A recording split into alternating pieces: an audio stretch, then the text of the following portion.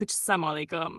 आज की वीडियो में हम बात करेंगे फोटोशॉप के एक बहुत यूज़फुल टूल के बारे में, सैम्पलर टूल। ये टूल आपको डिज़ाइन करवा किसी भी इमेज या आर्ट वर्क में से स्पेसिफिक कलर्स को ट्रैक करने की सहूलत देता है। आप एक या ज़्यादा जगह से कलर्स पिक कर सकते हैं और फोटोशॉप उनकी रियल टाइम वैल्यू आपको दिखाता रहता है, RGB, CMYK या जो भी मोड आप यूज़ कर रहे हो। कलर सैम्पलर टूल यूज़ करने के लिए टूल बार में से आई ड्रॉपर टूल ग्रुप खोल के कलर सैम्पलर टूल सिलेक्ट करें। फिर कैनवस पर क्लिक के वो जगह मार्क करें जहां का कलर आप ट्रैक करना चाहते हैं।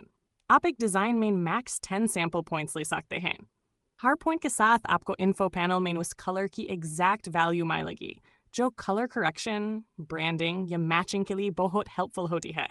ये फीचर स्पेशली अन डिज़ाइनर्स के लिए यूज़फुल है जो कंसिस्टेंट कलर स्कीम्स मेंटेन करना चाहते हैं या जिनको किसी इमेज के एक्यूरेट शेड्स चाहिए होते हैं।